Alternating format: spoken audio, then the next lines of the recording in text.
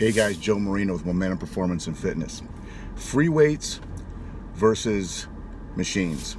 Now, I was watching a video the other day, and it was actually a podcast between Ron Harris of Muscular Development and an interview with Phil Heath. Now, and it came up the how Phil Heath trained and everything like that, and he trained strictly on machines, as most bodybuilders do. And what Phil was saying is that he prefers to train on machines because you just don't get injuries off of machines. Okay, now look, Phil Heath is a great bodybuilder. He's one of my favorite. I personally think he's going to win number 8, and his way is his way, and it obviously works.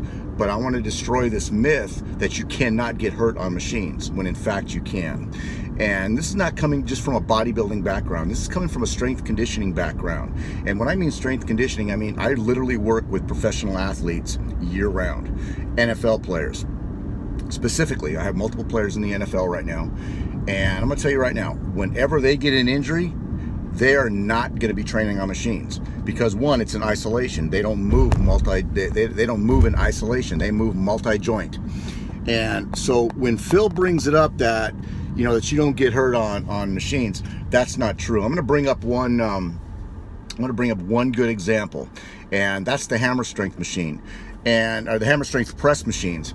And they're great machines, don't get me wrong, but the one flaw that I think they have, and I think a lot of people will agree with me, is that when you start in that position, you're starting at a low position. Okay, you're starting back. You're starting in the actual downward position, back. You have to crawl into the machine, get your shoulders back, and press out. Okay, that does nothing. And what it does, it really helps destroy shoulders. And I've had multiple people tell me that. So I'm gonna tell you right now, if you're a bodybuilder, or if you're just general public, I'm gonna tell you right now, you got to find a trainer that's going to help you work around these injuries. And it really doesn't make any difference whether you're a professional bodybuilder or not. Okay, because there are certain things that you can do in the off season to rehab those injuries. The last thing you want to do, if you have a shoulder injury, is you don't want to do any pressing movements. And I'm talking about overhead pressing movements. That's going to really destroy an AC joint. That's going to destroy a labrum, tear a labrum, have a slap tear. That's really gonna mess up your rotator cuffs, and that's the whole thing, is you don't want to do that. Those movements that are on machines are primary mover movements, meaning they're not really hitting stabilizers or anything like that, and those are the muscles that really keep your joints in line and keep your joints strong, healthy joints. And once you guys get past that, then we can go ahead and go on to certain things and go on back to your regular movements. But we have to get rid of that. And that's one thing that I feel after looking at other trainers, and I'm not dogging other professional bodybuilding trainers, or even any other trainers that tend to use machines to rehab a client. Okay, coming from this background, 20, 30 years of working with athletes, to me, that's just the wrong way. And you're going to treat a bodybuilder, professional bodybuilder, or a high-ranking national bodybuilder, the same way. You're going to take him out of season. When he's done with his season, you're going to go ahead and take him out, and you're going to rehab him. You're going to rehab him like you would a regular athlete, until he gets back. He's not going to lose any size. He's not going to lose anything like that. But the one thing he is going to do is going to prolong his longevity. So whenever you start out on a deficit, let's say with a hammer strength machine, you're starting out on a low position. Okay, bench press, you don't start out in a low position. You start out with in an extended position, for example. And that's another thing. If I have a client that has a shoulder problem, I'm not going to bench press him. I'm not going to put him on a straight bar, because one, that locks up his freedom for his shoulders, and it's going to lock up his mobility, and it's going to limit his mobility. And we don't want to do that. You want to create as much mobility as you can, because what you want to do is you really want to strengthen those stabilizers. So what I'm going to do is I'm going to take them off of a straight bar. I'm going to take him off of a Smith machine, if that's what he prefers to do, and we are going to do actual rehabilitation movements until we get that particular muscle or ligament or whatever it is heal, whatever that might be wrong. But first of all, you're going to get it diagnosed, whatever it is. So when you get hurt, right, you have to treat yourself just as if you were a professional athlete. And it's the same thing. It's the same, and I think that bodybuilding really can take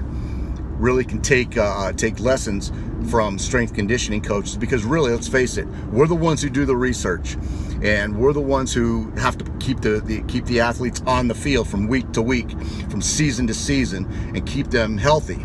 Okay, you're not going to do that if you keep them on machines. If Phil feels like he doesn't get hurt on machines, that's Phil's deal. And I know he played D1 basketball and all that other stuff. And in his interview, he was saying that how he would go down to the University of Colorado and train in the weight room over there, and you train in platforms and stuff like that. Well, that's strength conditioning. You really can't.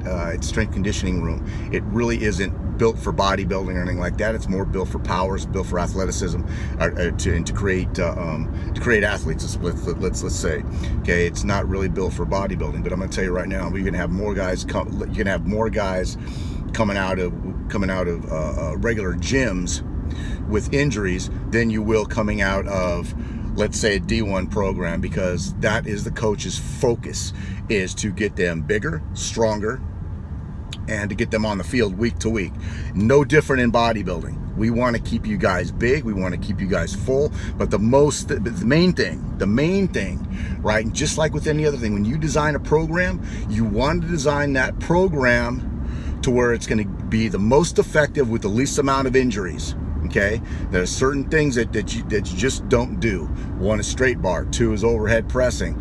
If it's if it's an upper body movement, you want to keep away from the closed chain exercises.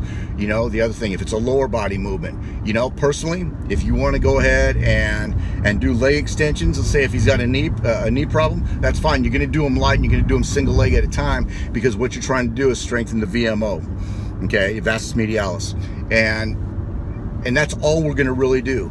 Other than that, if he's got a knee problem, what am I going to focus on? I'm going to focus on functional hamstring strength, because if your posterior chain isn't strong, right, you're going to have knee problems. And again, it doesn't make a damn bit of difference whether you're a bodybuilder or whether you're an NFL player or a D1 college player or a high school player, right? If your posterior chain is weak, your hamstrings, your glutes, and your lower back, and one link out of that chain is weaker than the other, you're going to have problems. You're going to have problems. You're going to have knee problems. You're going to have all kinds of problems.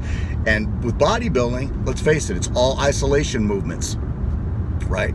And it's very little multi-joint. And multi-joint is really, it's important in every sport. And and that includes bodybuilding as well. So bodybuilders, right? And people of the general public, if you want to get bigger and you want to keep lean, but you want to stay injury free, make sure you add in some functional movements to that, right? So for example, instead of if you're gonna do a leg extension, right, make sure you add in a lunge, right? If you're gonna do a hamstring curl, make sure you add in, let's say, a glute ham raise, because a glute ham raise machine or bench is going to actually hit your hamstrings, your glutes, and your lower back at the same time. It's going to hit all three of those. Okay, it's going to hit that entire posterior chain. And what that's going to do, it's going to save you in the long run. Okay, and the one thing you don't want to do is you don't want to shorten your longevity in any sport that you do. Okay, if you have any questions, hit me up, hit the subscribe button. I look forward to hearing from you.